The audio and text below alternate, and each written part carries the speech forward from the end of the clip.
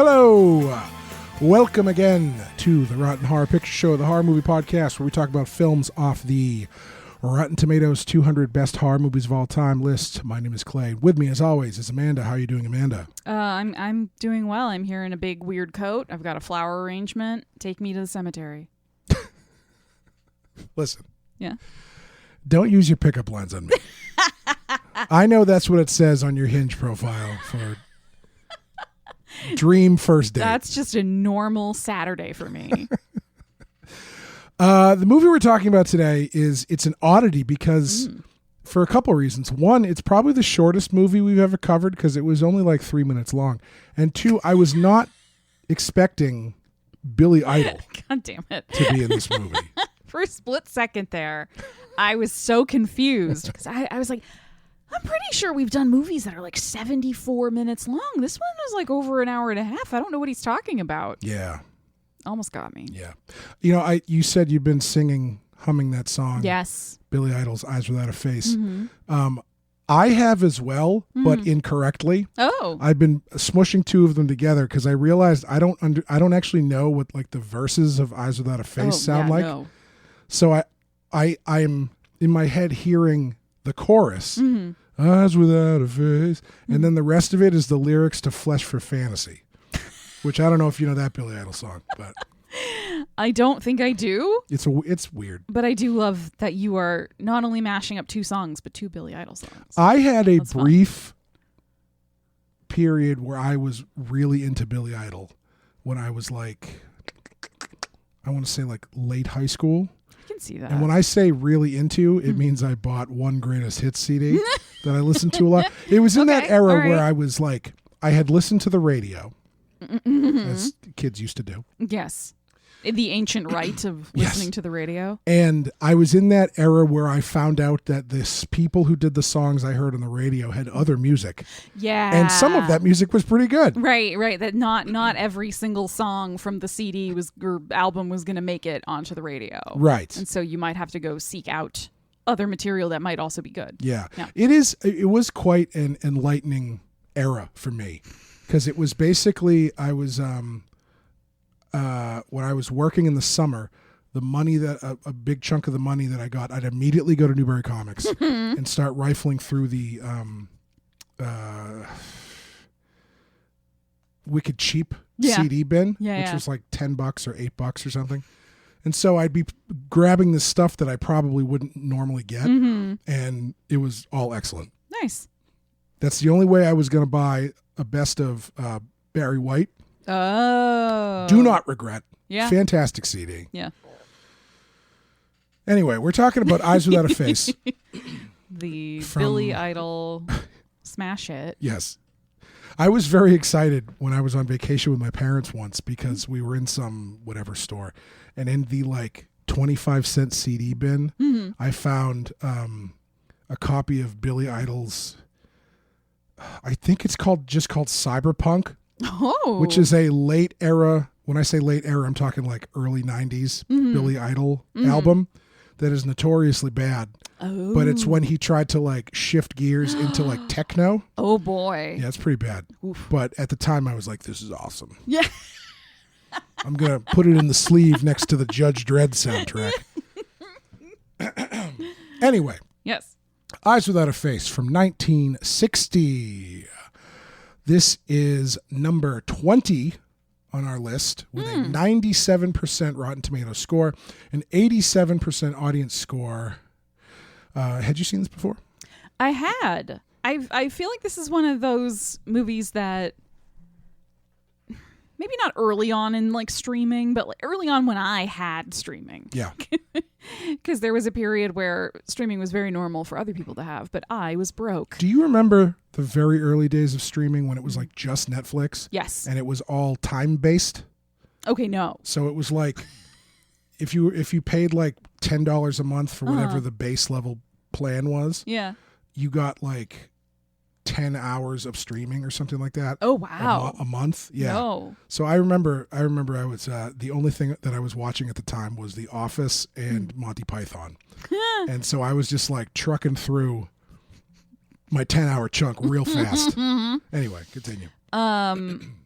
Yeah, I feel like this was one of those movies that I like stumbled on. Either on a streaming platform way back, or even probably on YouTube, when it was easier to just like find an entire movie on YouTube. Just casually searching for French movies on YouTube, or just like there was just a more limited amount of shit on YouTube. Yeah, and so things like this would surface to you a little quicker. And I remember watching it like on the janky screen of my laptop and being like, "This might be the most beautiful movie I've ever seen." I think that the early days of YouTube, I don't know what's better, honestly, the early days or now, because the early days there was way less, like companies and stuff didn't know what it was. Right. So you could find all this copyrighted material or Yes. whatever, and don't pirate, kids, but YouTube is fine. But then obviously they figured it out and they started cracking down on that. But still now you can go to YouTube and find tons of shit. It's not great for looking for above board stuff, but if you're looking for something that's a little weird or like a little less obvious, you can probably find it. You can find full movies. Yeah. I think it's really great for concerts. Like there are so many concert videos that weren't like released or whatever, or it's really great for concerts. I had not thought of that. Yeah, you can go and type in a band you like and find like a full 2-hour set. Yeah. It's pretty great. You can also find deep dives on your weird niche content. That too. Yes. Yeah, I was learning about female Muay Thai fighters the other day. I was learning about Kernanus. Excuse me? Don't worry about it. Anyway. Kernanus? Yeah, more or less. Ancient god. They're not really sure what his whole deal was. Kind of one of those like mythological mysteries. Like Zardoz. No. Moving on. Anyway. I had seen this. I had only seen this once before.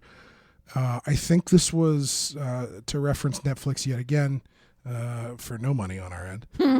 I think this was in that pocket where I was just going through lists of great movies and great horror movies. And I was getting into the more off the beaten path stuff. And this was definitely one of those. There's another one from around this era, and I cannot remember it, but I used to get them mixed up. But she had a face in that one, so I don't remember what it was called. Eyes with a face. Yeah, but this was another one where it's like it made quite an impression on me, even though I never went back and watched it again. However, every time a Blu-ray sale pops up, this is one of those I'm like, ooh, I should get that. And then the other part of my brain says, Clay, you haven't watched that movie in 20 years. Do you really need to own it? It is one of those movies where when I have watched it, it's like very enchanting. Do you know what I mean? Like the experience of sitting and watching it, letting it kind of wash over you, like visually, and like sinking into the sort of strange dreamy world it happens in is really great. But then I always think to myself, like, how often are you gonna really rewatch this? Yeah. Like how many times a year do you think I'm gonna throw on Eyes Without a Face? I mean, that has never stopped me before, but it's starting to stop me now. Just it should stop me. Space constraints. Yeah, and for my poor husband, who is drowning in folk horror Blu-rays. Yeah. So I've actually, I've gone like a step past this now, where I'm not buying these things that it's like, oh, I remember liking that. Maybe I'll get that and put it in my collection. I'm just jumping right into stuff I've never even seen. So you've kind of reverted in a way, because that is how we used to have to like buy DVDs. Yeah. A lot of times. Yeah. When pre-streaming, it was sort of, if you wanted to add some new stuff to your cabinet, a lot of times you had to just take a leap of faith. Yeah, and I kind of, I find it fun. Yeah. And the only thing is, though, it is really, I think it's partially born from my want to explore and find new things, but it is also partially born from giving me an excuse to buy it, which it's like, a real Gollum and Schmeagol situation. It's called a shopping addiction. Yeah. It's called trying to fill a hole. Emotionally. Yeah, but this is one where it's like this is one where I could see some, like in college, walking into someone's dorm room and like their roommates just chilling out on their bed watching Eyes Without a Face. High and then just being as like, hell. Okay, what is going on here? I think I was doing that, except it was in my tiny closet of a room when I used to live in a house with a bunch of roommates. Yeah. And I would be on my laptop with the covers kind of pulled around me, watching Eyes Without a Face in the dark. And then one of my roommates would knock on the door and be like, "Hey, Amanda, do you have any... What is happening?" And I'd just say nothing. Was the rest of that sentence, "Hey, Amanda, do you have a therapy appointment coming up?" Probably. Yeah. Yeah. Yeah. I kind of wish I did that now. What, scare your roommates by... Yeah, I don't know. You fight. I ended up, I know I've mentioned this before, but my senior year of college, I, due to probably no one's fault but my own, ended up doing 2 all-nighters a week for my first semester. And when I would lock in for an all-nighter, religiously every time, I would watch The Big Lebowski. Oh. And then follow that up with American Psycho. Okay. So I probably watched those 2 movies. Getting 2 sides of the American experience. Yes. Yeah. Yeah. I watched both of those movies, I don't know, probably 50 times.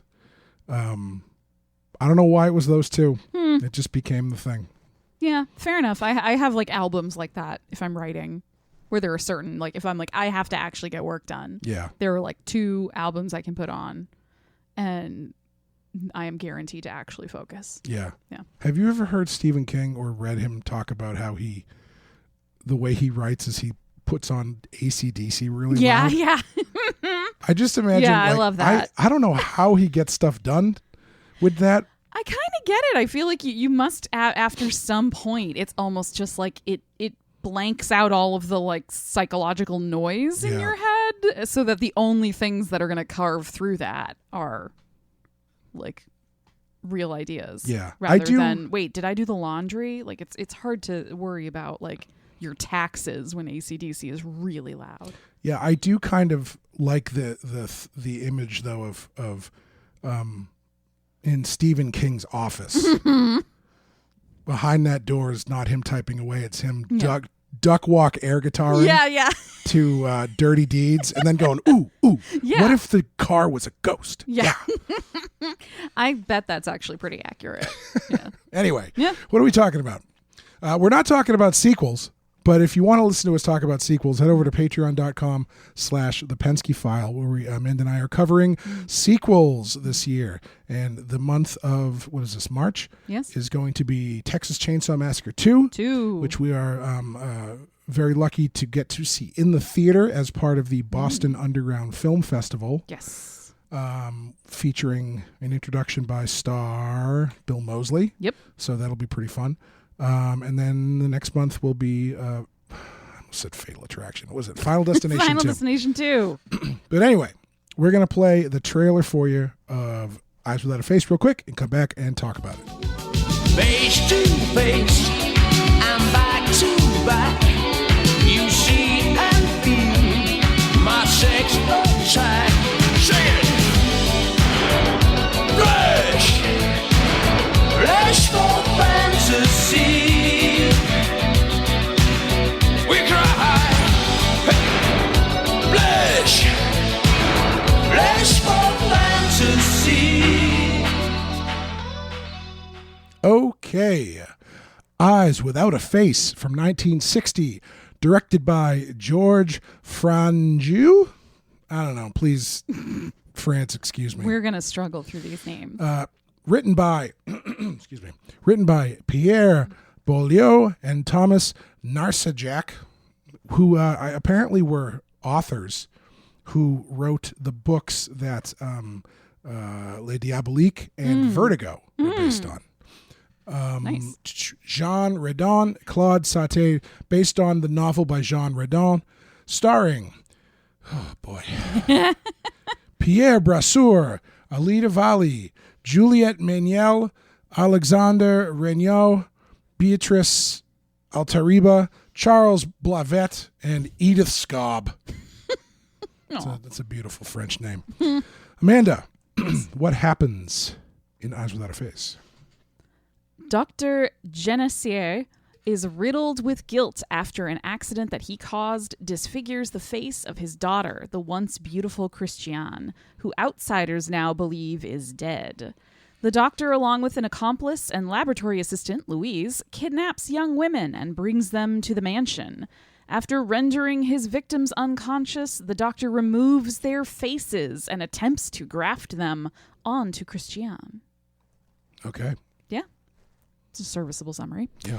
Well, Clay, some things you'll find in Eyes Without a Face include...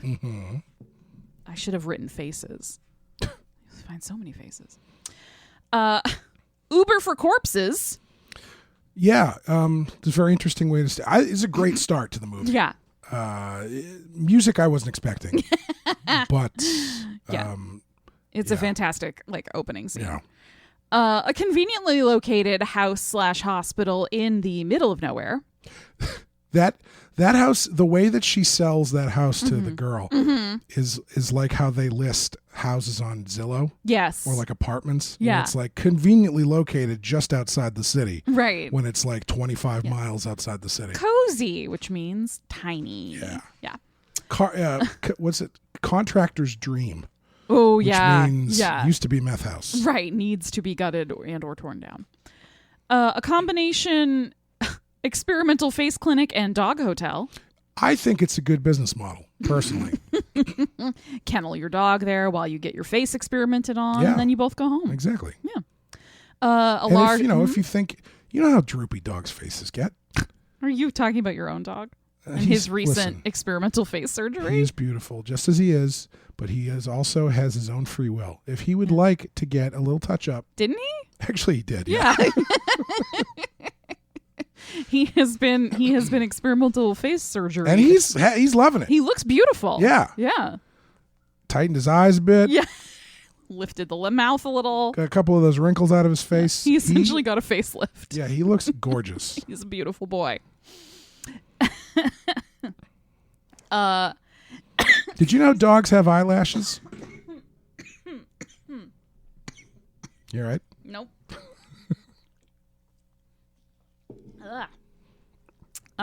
Yes. Okay. Well, most people don't, and let me tell you, you're not going to miss my dog's eyelashes anymore because they are huge. They're enormous.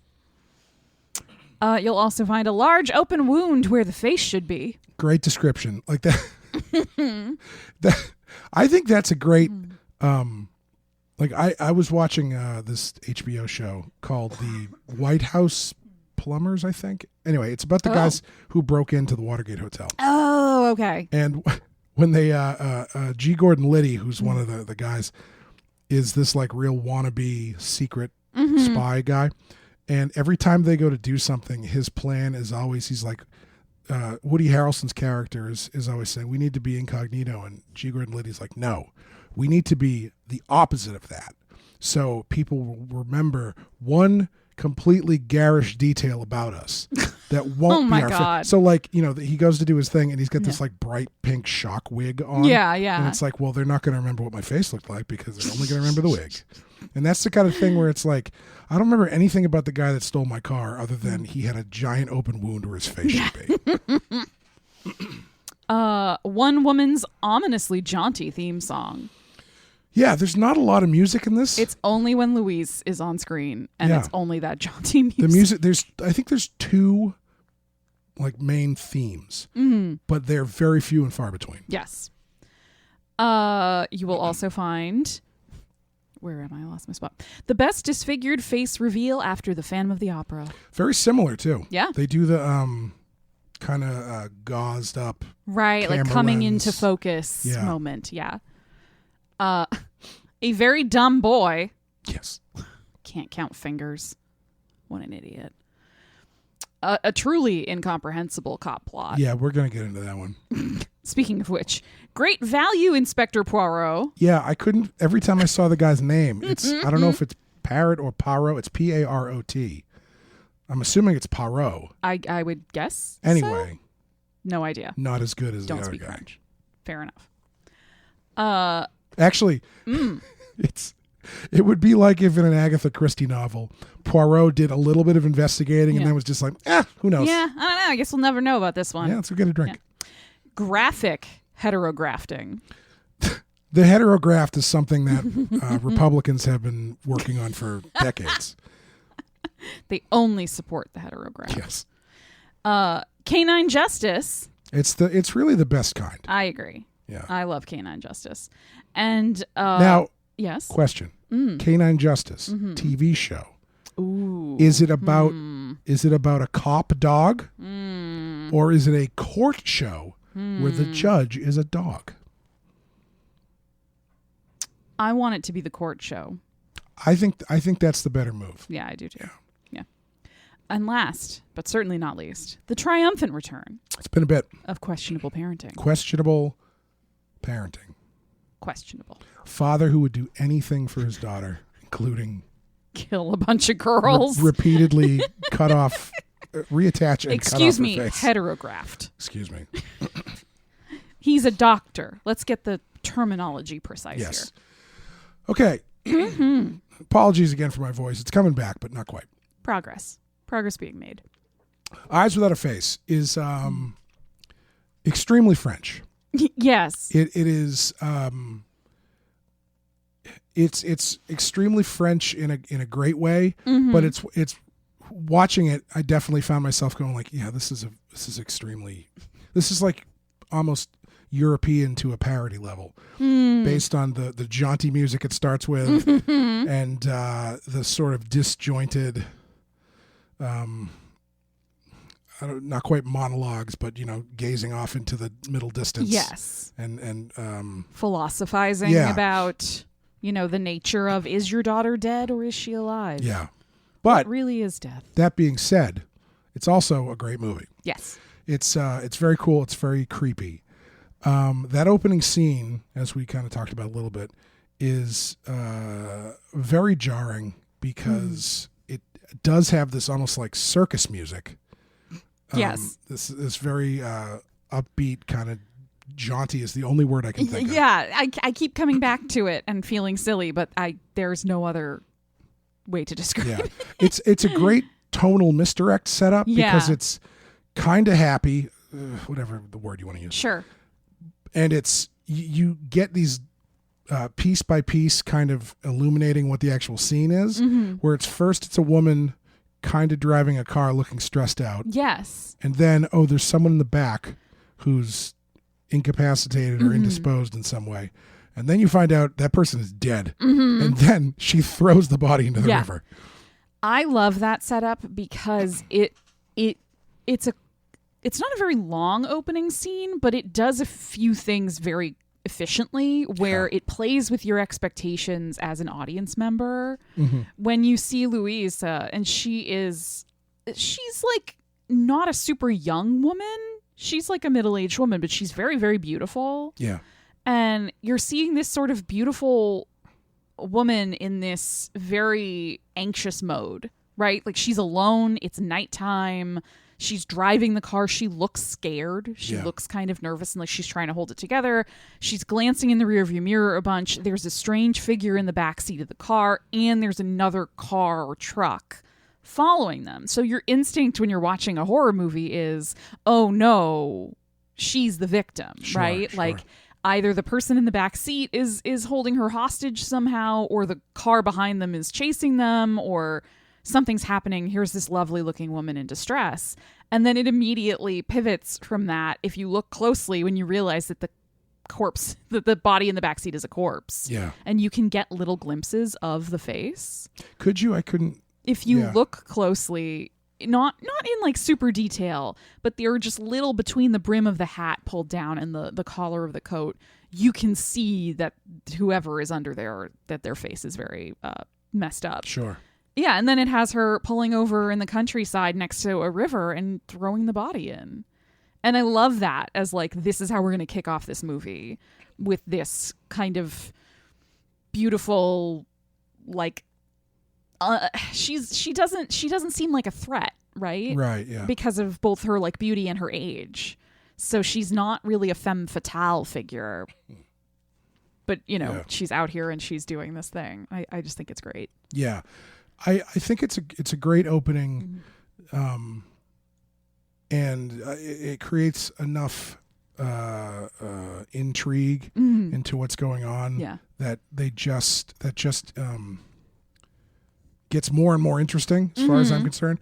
But the thing that I found so unique about this is I was kind of thinking about it afterwards, and I was like, man, if this movie came out today, would I like this movie? And the reason that I say that is because when you get to the end of this movie,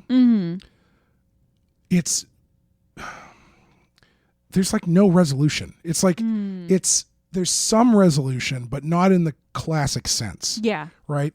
There's a lot of stuff that kind of loose ends that they don't really resolve, but ultimately you kind of find yourself asking, I guess I should say, where most times when movies do that, you find yourself thinking about like a plot hole or they couldn't figure out how to do what X, Y, and Z. This one, it doesn't really feel that way because the whole thing in general, the whole film has this sort of kind of, like you were saying, a ghostly, dreamlike nature to it. Like there's a big section in the sort of the middle of this that's just Christiane walking around the house. Yeah. And it's like every silence. Every shot I'm like, this is fucking awesome. Yeah.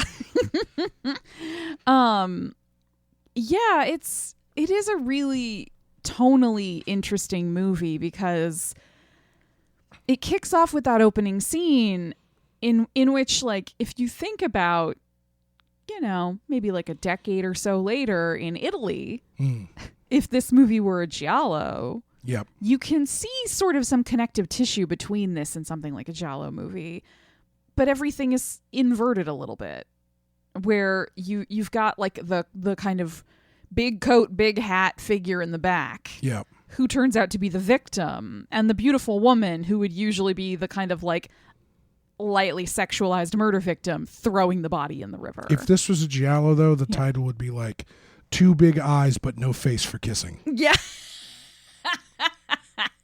I love it. That sounds great. But do you know what I mean? Like there are a lot of trappings in this that you could trace into a bunch of Argento movies and things like that, where it's like big countryside house, person killing beautiful young women for mysterious kind of weird psychological reasons. But in this, it's kind of done fully from the point of view of the perpetrators. Yeah, which is pretty unique. Yeah. Especially because, I usually when you have this kind of thing, it is kind of the main character would end up being that second girl who gets abducted. Yes. And when you discover what's going on, Christiane would be presented as much more ghoulish, and the house would be much more of a labyrinth. Yes. Whereas this one, you're pretty familiar with the house. Like I said, there's a scene where Christiane's just kind of walking around through it. Yeah. And then you spend a lot of time with her. Yeah.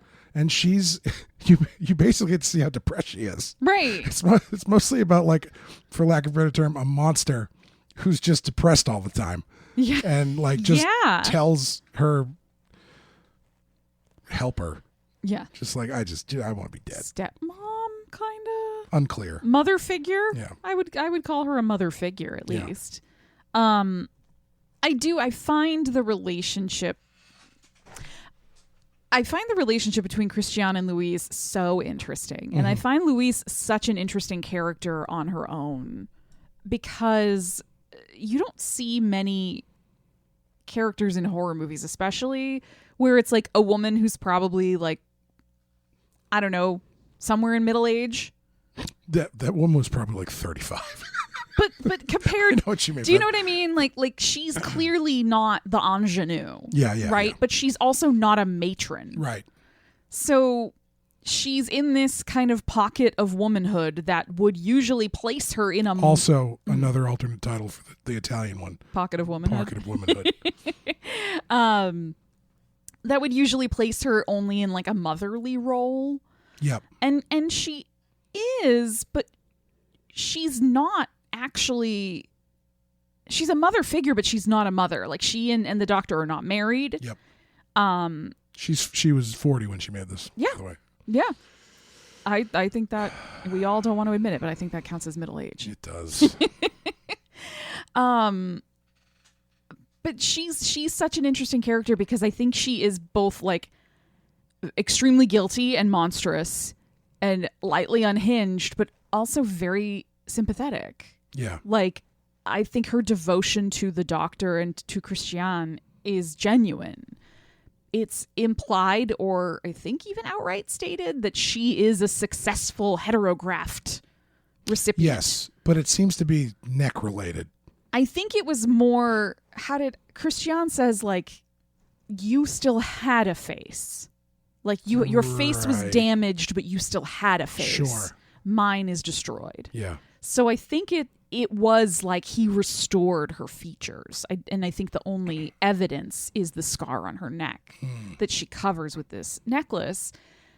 And she clearly feels like he gave her life back. And so she has devoted herself to him and his daughter. Yeah. Right? And her empathy towards Christian seems very genuine. Like it's very touching, the moments between them where she can look Christian in the face without the mask on, and she doesn't flinch, she doesn't look away. She's very tender to her. Like, she tries to buoy her spirits and like encourage her, and she's bringing her food and she's brushing her hair. Like, they're very tender moments between them, but she's also the bait that lures all these other girls to their deaths. Yeah. And she has like zero regret about that. Well, I don't think she thinks she's doing anything really wrong. Right. You know? Right. For all the reasons that you were saying. I think she's I think my favorite thing about this, other than the visuals, which are incredible. Yeah. Excuse me. Is that there's so much, and you could look at this in some places as maybe a negative. Towards the end, I think maybe this is a bit of a negative. But okay, for the main body of the movie, there's so much story that is not explicitly told to you. Yeah. That you are just getting through the actions and the interactions of the characters, which I think is awesome. Because that's when you can start kind of piecing these things together in your mind a bit, like the relationship between her with Louise and Christiane. Kind of motherly, does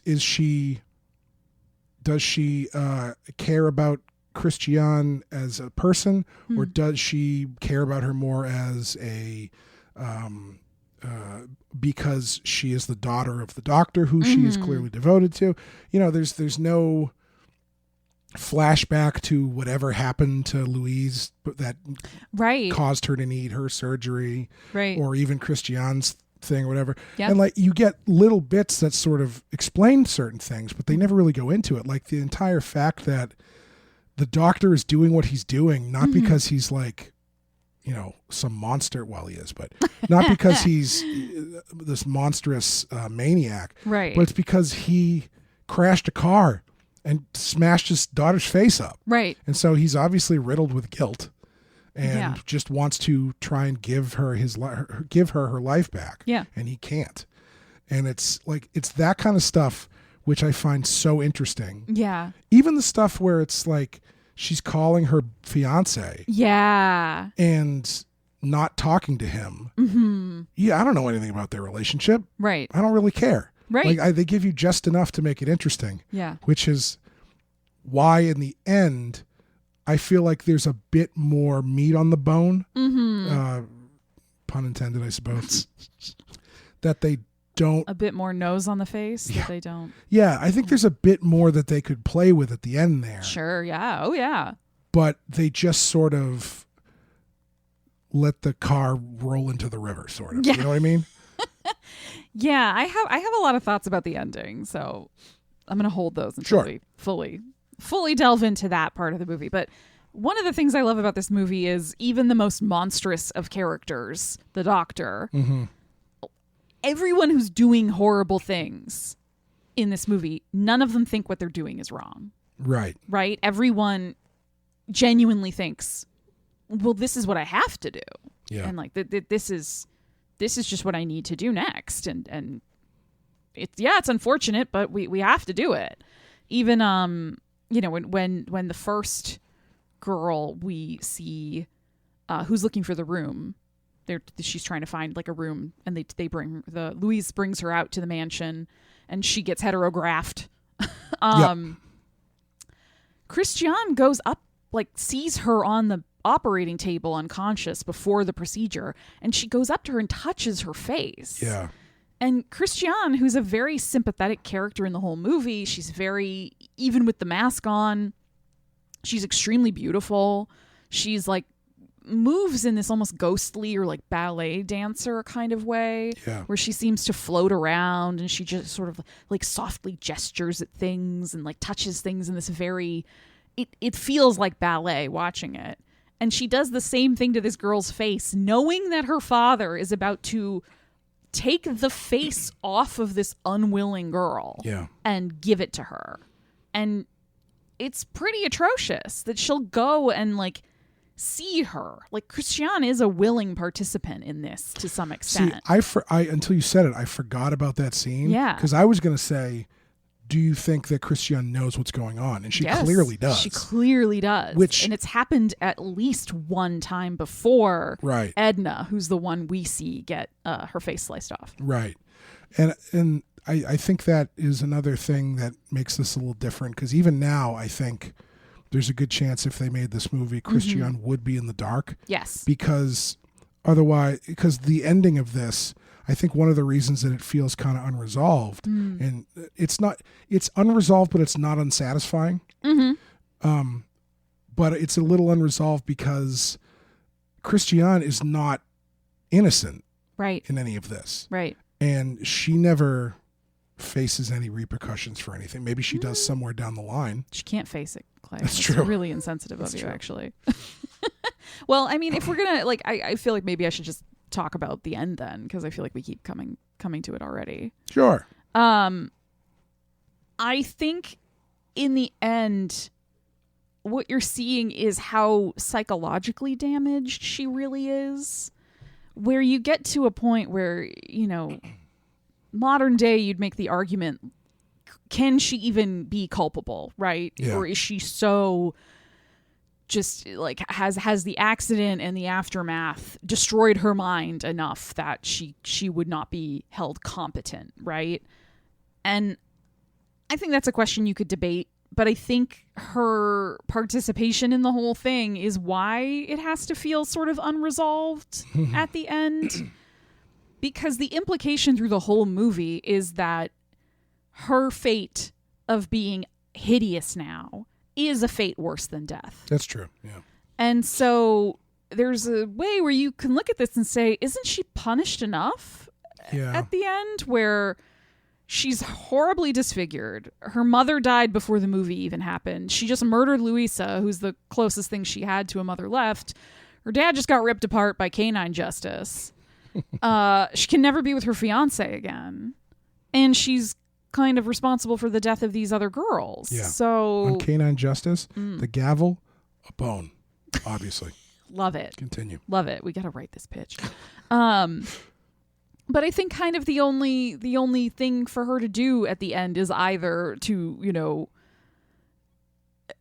kind of drift off into the forest like some sort of fairy tale ghost or monster, or to die herself. Yeah. Like, those are kind of the only options left. Like, there's a version of this movie, if it ever got remade, where she is reunited with Jacques. And he's well, I don't care if you're disfigured, I still love you. And then they ride off into the sunset together. But in this movie, I think because of her awareness of what's going on and her participation in it, she can't have a happy ending. Yeah. But at the same time, she is a victim too of her father's recklessness and his hubris. And so how much do you really want to see her get punished even more than she already is? And I think that's another thing that is so, let's just say, unique about the way things play out in this, because I think the more traditional way this movie goes is that Jacques discovers Christian's alive, and that whole final sequence involves him trying to get to her, and, you know, And he's like, oh, we should go. And then she's like, oh, we can't be together. And then she dies and the house burns down or something. Right. He saves the other girl and then he ends up with her. But in this one, Jock is like, I don't know. I thought I saw something, but I guess not. And then he just disappears. He just assumes. I really love that. I know I'm jumping around a lot, but I love that part of the... I wish the cop plot stuff made even a little bit more sense because I love the impetus for it. Plot du gendarme. Thank you. Yeah. I love the impetus for it because it's kicked off by, like you mentioned, she keeps calling him just to hear his voice. And finally, one time, she calls him and she says his name. And it's so haunting the way she says it. Yeah. She sounds like a ghost. And he hears her over the phone, and it triggers him to be like, maybe she's not dead.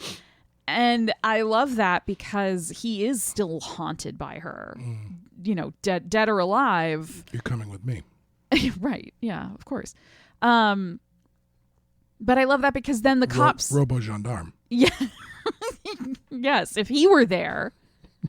Everyone would have been dead. He would have shot that doctor right in the dick. And all of those dogs would have been dead too. It's true. But I like that because it does give this like it's a very gothic romance thing, right? Yeah. That he hears her voice and then he can't let it go. But then at the end it is this sort of, for him, well, maybe it was just my grief. Maybe I'm still grieving her and I couldn't let her go and I heard what I wanted to hear. And Wuthering Heights. There you go. Is a story that Heathcliff has existed. It's me. It's Kathy. Yep. Kate Bush. No, totally. I really love that sort of ethereal. Yeah. How she is kind of just a ghost through the whole movie. Yeah. Even to the point where it's like, obviously this is not the case, but she is kind of almost presented as a person who doesn't actually exist. Right. Yeah.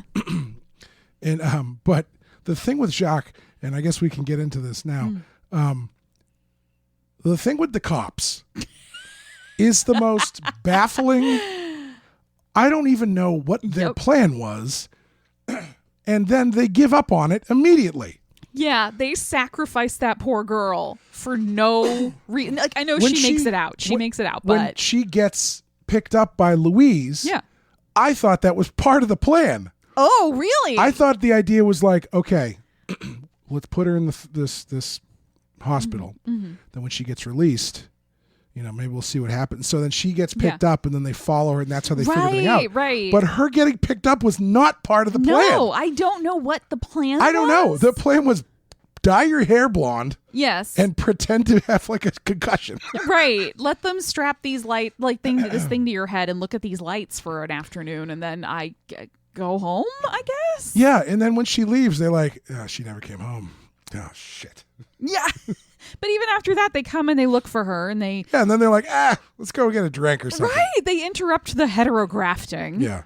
Long enough for Christian to have a change of heart. But that's it. Yeah, they don't... There's no...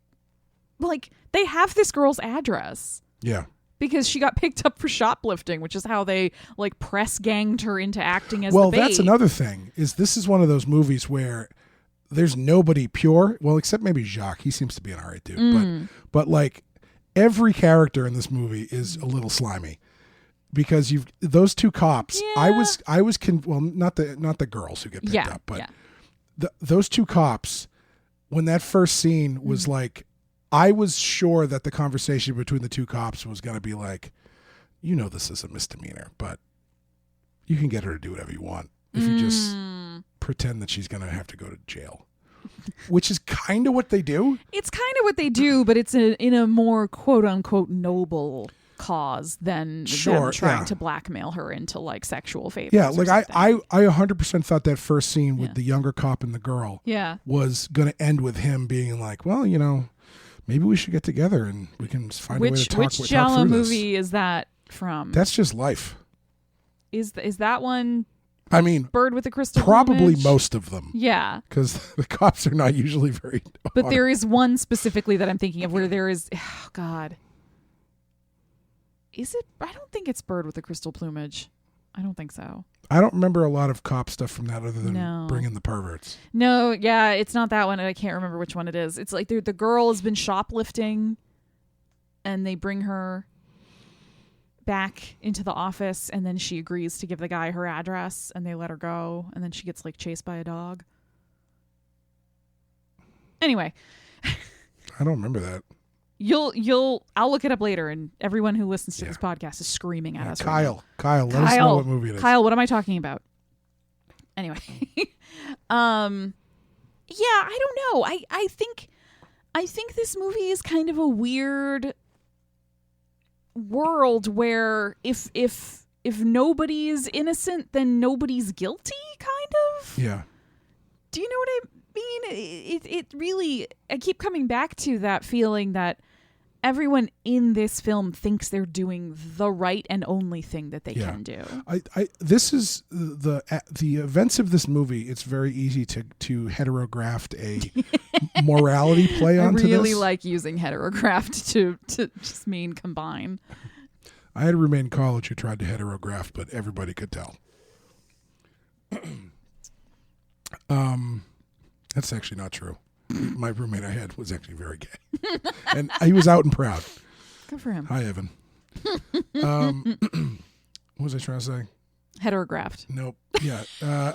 This morality plays. Yeah, I think there's like when I'm generating this, the normal way to do this would be X. It's very like traditional morality based. Yes. Where the doctor is evil. Yep.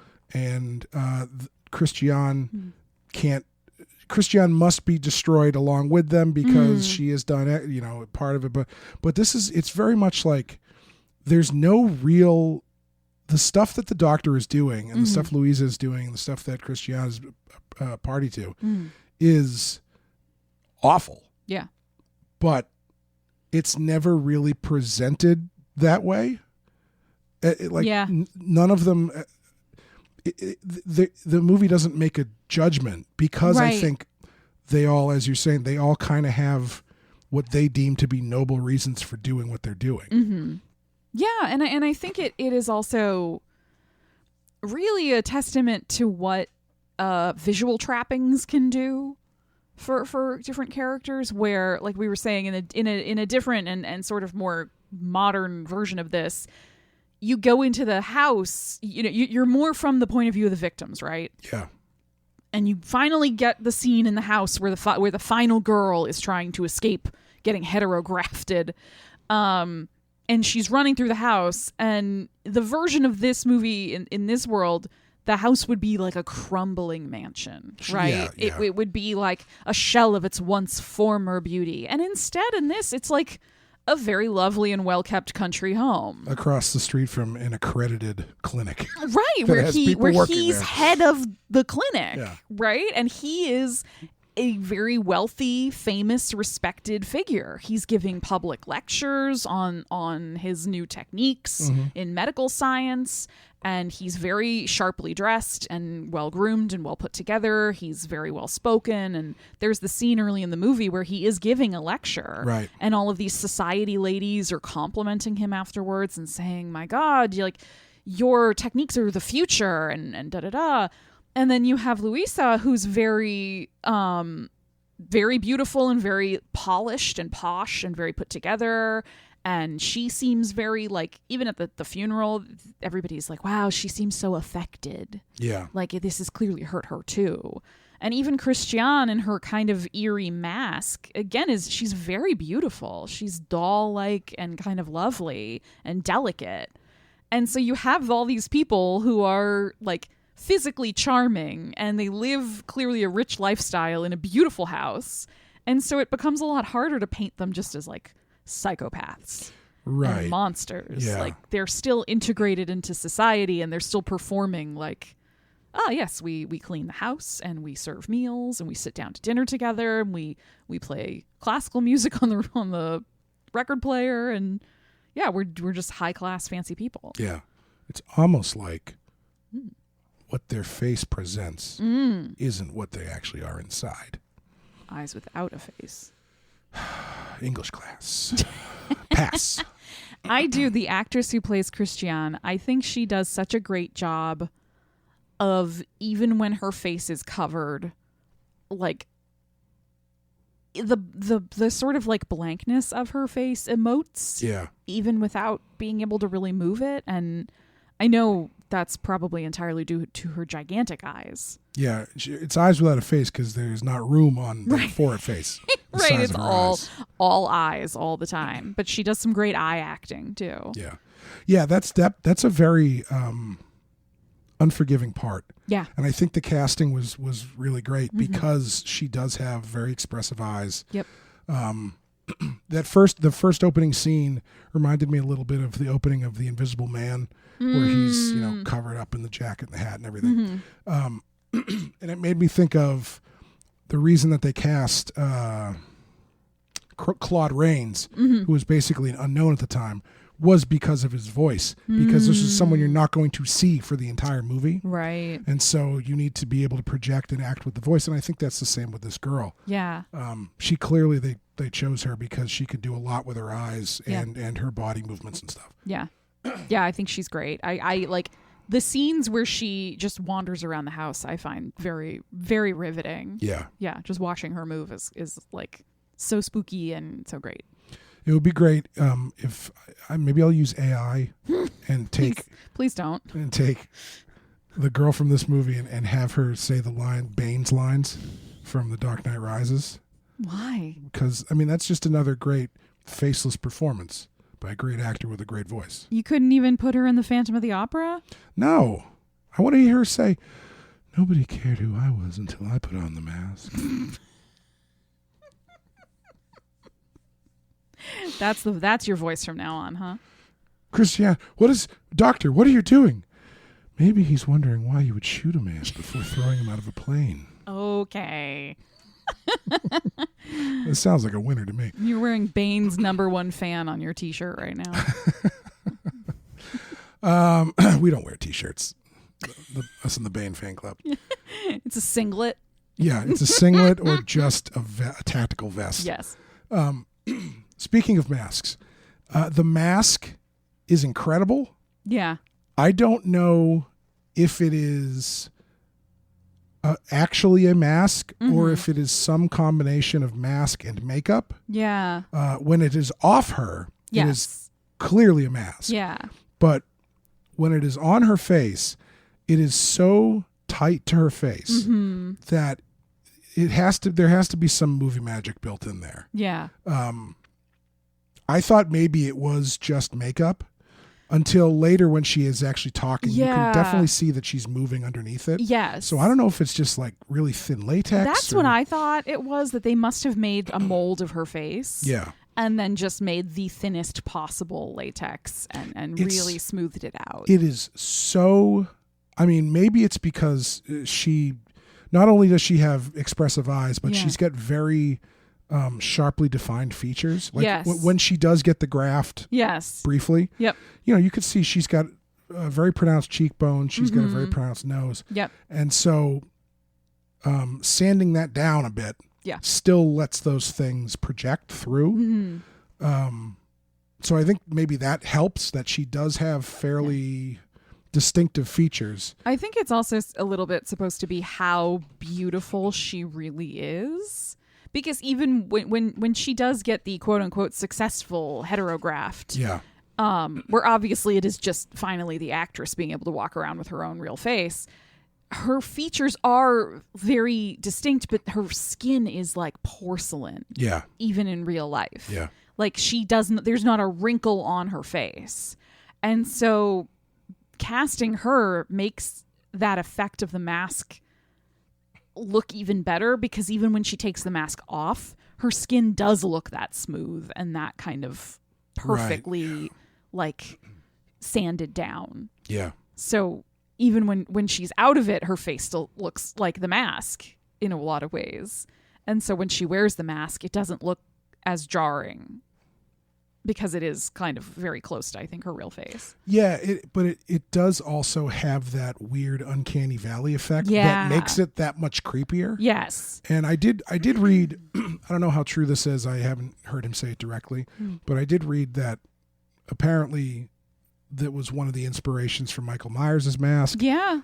I can believe that, but I can also, unless I heard him say that, I'd be like, unless I listened to the interview where it was him. Yeah, that kind of sounds a bit like one of those IMDb trivia things that someone just connected dots in their head. But I could very easily see him, John Carpenter, taking that cue from this movie. Yeah. It does go against most histories of the Michael Myers mask, which is like, we tried a bunch of other shit and then we just spray painted this white, and that seemed to work. But for a not only the mask but the surgery scene. Ooh, is incredible. Yeah. Like I was joking last night when we were watching this. They show you specifically what they don't show you 40 years later in Face Off. Yeah. It's his 1960, so we're just kind of getting through the gore barrier. Hammer's Dracula came out 2 years before this or a year before this. Yeah. So we're just kind of bringing that stuff in. And you get like a pretty good full frame shot of him slicing her face. It's not just the slicing. It's Louise putting the clamps underneath and then exposed. When he goes underneath with the scalpel and is like gently shimmying it around her skin to like very carefully peel it off of her face. Yeah.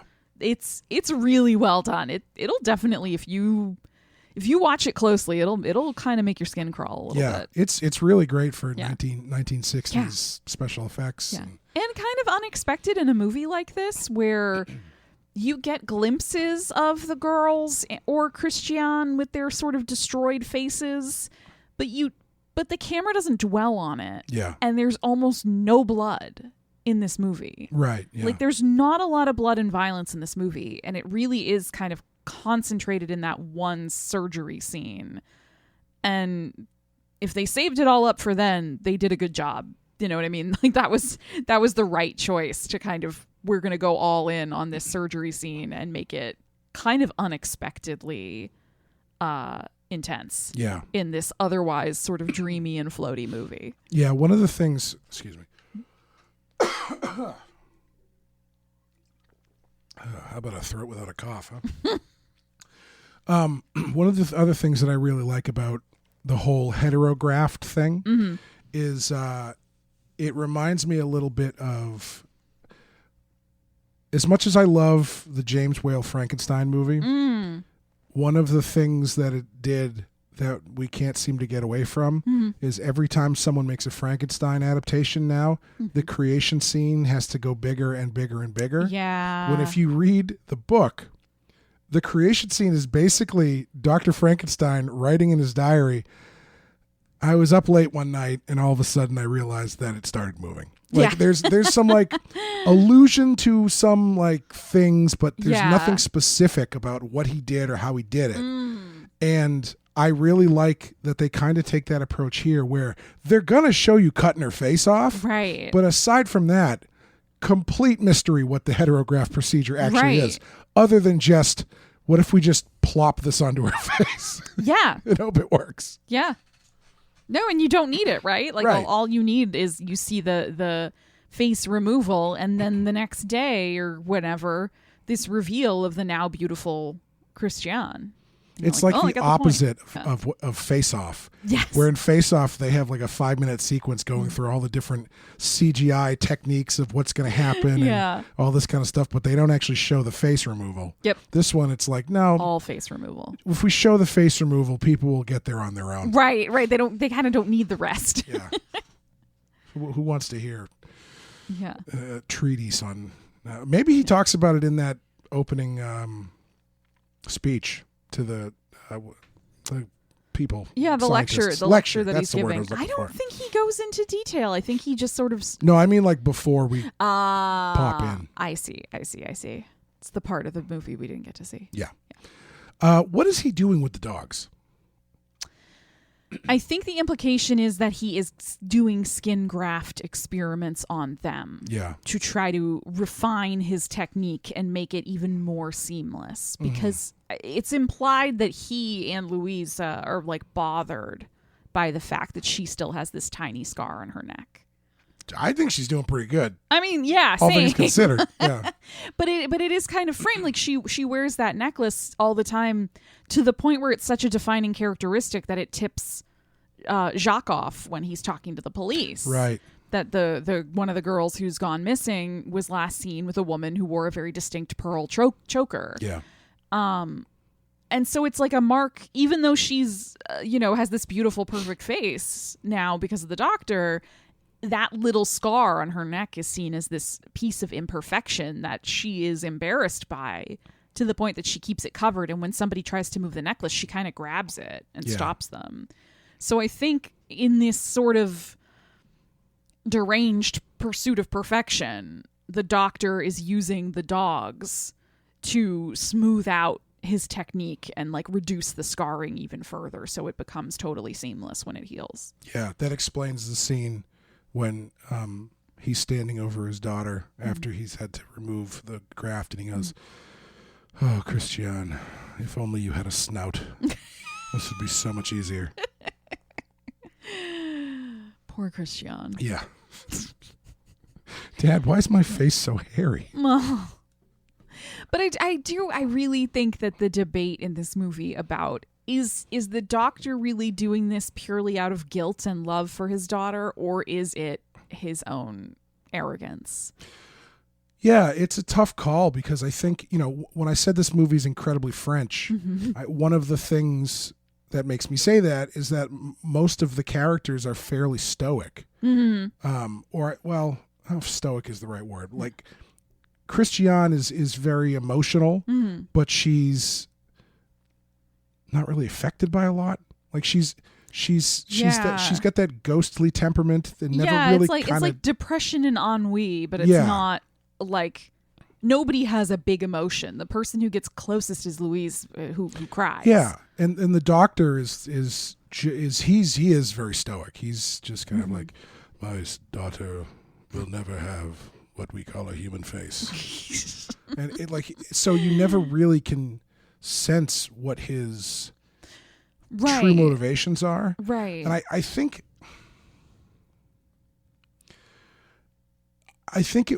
it feels mostly out of guilt and wanting to help his daughter.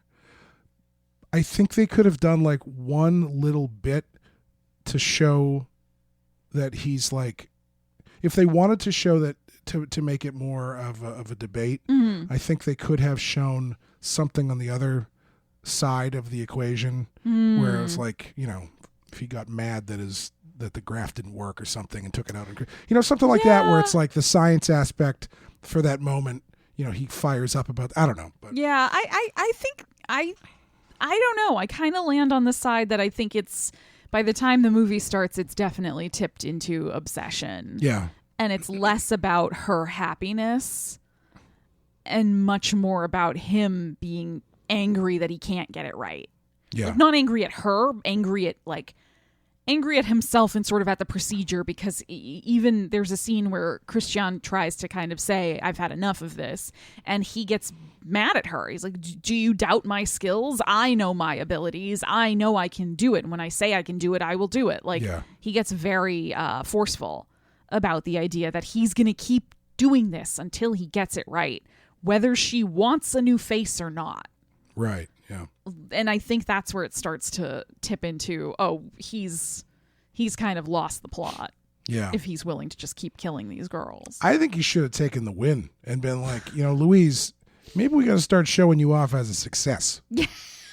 Unless the problem is he's only done it once. I think that might be it. And he can't repeat it. I think that might be it. Or like he could do it with Louise because there was still native tissue to use. Well, then maybe he's just aiming too high then. Because it's like... But he needs to have a perfect daughter. It's like him being like, well, thankfully we managed to fix your face, Louise, but I still haven't conquered how to reattach a severed head. It's like, maybe you take the W, right, and then you bring that to the lecture, get more funding, and then you don't have to start stealing bodies and experimenting on dogs that people drop off at your countryside mansion slash hospital. Yeah, at your farm in upstate. Yeah. Aw, poor dogs.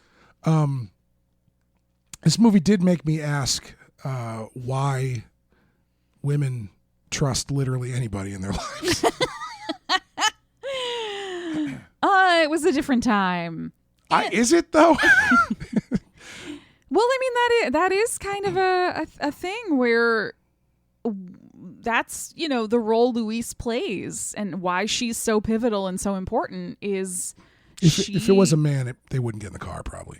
I mean, maybe. The thing you also have to remember is again there's the class element of it, right? Like I was saying, these people are wealthy. Yeah. They're showing up well dressed and well groomed and clearly, very well put together. The doctor is referred to as famous. He's referred to as rich and famous. Right. And so, yeah, maybe he's not doing it overtly because he's a recognized public figure. But if he is a well-known doctor who lectures around Paris, a lot of people are going to be less up in arms about him because he must be a good man. Yeah. He has attained this place in society that kind of gives people an inherent goodness, especially, I think, in this time period where, the attitude was still, well, if you were wealthy, you must deserve it. Yeah. It did. There were a couple scenes in this that did seem like they were going to devolve into a really creepy three-way or something. Like when Louise brings the first girl all the way out to the house, which is way out in the sticks, and then there's the doctor in his smoking jacket. I'm like, oh, this is going to be a sex thing. Yeah. Please don't call him Dr. Epstein. Call him Jeffrey. I'm literally reading Ronan Farrow's book Catch and Kill right now. Which is all about fishing. About Harvey Weinstein. Oh, right. And this was literally a ploy he was using throughout the 80s and 90s and early 2000s, where you use a female employee to lure the woman you want to assault. Right. And make her feel comfortable because there's another woman. It's the same thing Epstein did. Yeah. Not that I was there, but you sounded as I've read, very confident. As I've read. Yeah. Your friend Jeff? When Jeff and I would talk. Oh, God. I didn't understand who he was when I got him on the inmate pen pal register, okay? He signed his name Jeff. He spelled it G-off. I didn't think it was the same guy. Yeah. Yeah. Is there anything else we got to hit? I could talk about this movie all night. Yeah, it's really great. I mean, the more I think about it, the more I want to watch it again. And there's some unexpectedly beautiful shots. Oh, the photography, weird moments. Photography's incredible. It's just even one of the boring cop conversations early on in the movie, you're facing the sort of schlubbier cop. And then there's the older kind of slimmer guy who I don't know if he was a cop or if he just worked at the morgue. Mm-hmm. But you're facing one of them, but he's standing in front of a big mirror. And so you can see the other guy he's talking to in the mirror behind him. So they're both facing the camera, but one is a reflection. And it's such a clever, kind of simple but clever shot.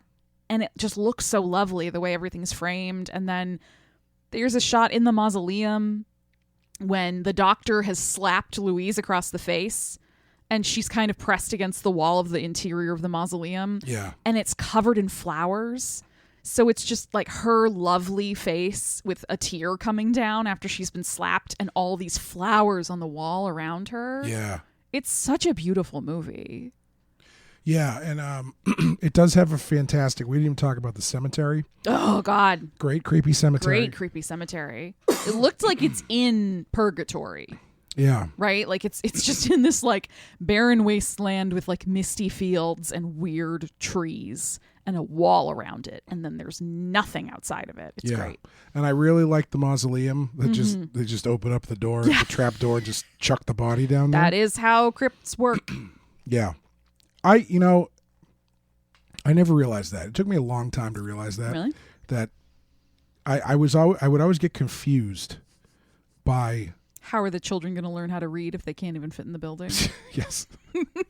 No, yeah, but like I didn't frequent cemeteries like you did as a child. Missed opportunities. And so I've gone to more of them and seen kind of how they're designed, later in my life. Just scoping out future plots. Yeah, you got to know where you're going, man. Yeah, man. Goals. Austria. Austria, really? Oh my God, it's so cool. The tombstones there are absolutely insane. Missed that one. Yeah, Mozart's buried there. Not really, but they. Sorry, complete tangent here, but we can talk about our favorite cemeteries anytime. My favorite thing about the Vienna Cemetery, so they used to bury people under the church, the main big church, right? But then too many people were in there, and so they had to build this cemetery so they could have a place to put all these bodies. Classic European story about what to do with your dead people. Right. However, people didn't want to be buried there because it was like uncool. Yes. Because why would you? Because it was outside of the city. It was outside of town. Did they get a famous person? They got many famous people. Yep. There's a whole section in the cemetery that are specifically famous people from Austria. Yes. Who were exhumed from their other place of burial and brought to Austria. So you could go like, oh, Beethoven's buried here? Yeah, of course I want to go there. I want to be buried here. I recently read a book all about how this also happened in the United States. And no kidding. I forget who the name of the author, but the book is called Over My Dead Body, and it is sort of a history of American cemeteries. That's kind of fun. And each was chapter, it was pretty good. It's a quick read. Each chapter highlights like a big, like famous cemetery that was sort of either a turning point in how we conceived of burial in this country, or how cemeteries were designed. So like Mount Auburn Cemetery in Cambridge is one they talk about because it's one of the sort of like nature-based cemeteries that kicked off that big trend of having it be more like a park with like ponds and trees and things. One of the things that I find fascinating about that is how burial rites were so generally like revered and taken so seriously and so special until World War I, and also and also like the Civil War in America, the Civil War, when it was like there were just so many bodies. Yeah, they just couldn't do funerals. It's like everybody. that in plague times. Yeah, where they're just like throw them in, get rid of them. Yeah. Yep. It also, the things you learn, the longer you live, and the things that just like and the more you get into dead people, the things that just occur to you, right? Like, you go to a funeral, there's flowers are beautiful, yada, yada, yada. I was at a funeral not that long ago, and I'm just sitting there, and I just went, oh my God, the flowers are so the body doesn't stink. Yeah. Like it's something that obviously they did back before they could embalm people. Yeah. And they just use that to cover the dead of it all. Yeah, there's a whole theory about the reason why we call them living rooms. Really? Yeah. That would make sense. We used to present, like when somebody died, you die in the home. Yeah. And so then your sort of parlor or whatever would become the room that you would present the body in. Yeah. And that's where you would have it when people would come to visit, pay respects before the actual burial. And once dying at home kind of fell out of trend, I guess you would say, and became less normal, it was like, well, how do we like remarket this room of the house so that people will think of it differently? And they started calling it a living room rather than the dead room, I guess. Dead room, yeah. Have you ever been to a funeral in a house like that? No. Doesn't happen that often anymore, I think. Yeah. I've been to one. It was kind of weird. I bet. You walk in, here's the kitchen, then you go, oh, casket. Right. It's funny. I feel like it still happens in movies all the time, though. Yeah, I did learn from Road to Perdition that they used to literally put bodies on blocks of ice, which is fun. But anyway, what were we talking about? This has been Corpse Corner with Clay and Amanda. But no, like I won't go into my confusion about how mausoleums work, but I think we can all kind of extrapolate. Yeah. We all probably had similar levels of confusion the first time as like a kid or a teenager you thought about a mausoleum for more than 30 seconds. I was thinking about fun stuff as a teenager or a kid, okay? Yeah, like mausoleums. Like Pogs. Oh, yeah, those things? Yeah. Anyway. The cemetery was cool. Yeah. Is there anything else? 20-minute digression later about cemeteries. I think we should probably wrap it up. Yeah, the one thing let everyone go. I did want to mention is that I feel like I'm holding everyone hostage at this point. Hey, I started the cemetery talk. This You was have no idea how much I'm restraining myself. Oh no, I do. This movie was originally released in the U.S. by Lopert Pictures in 1962 in an English dubbed and heavily edited version titled "The Horror Chamber of Dr. Faustus." I feel like that should be a Vincent Price movie. Yeah, an odd title considering there is no character named Dr. Faustus in the film. They also, when they were starting to make it, the producer advised the director that there shouldn't be any violence towards animals because that would upset Britain. Okay. There shouldn't be any gore because that would upset the French censors. Oh. And there shouldn't be any mad scientists because that would upset the German censors. Ah. Also, kind of hilarious that the Germans saw mad scientists and were like, "You're making fun of us." We feel personally attacked right now. It's funny because it's true. What can I say?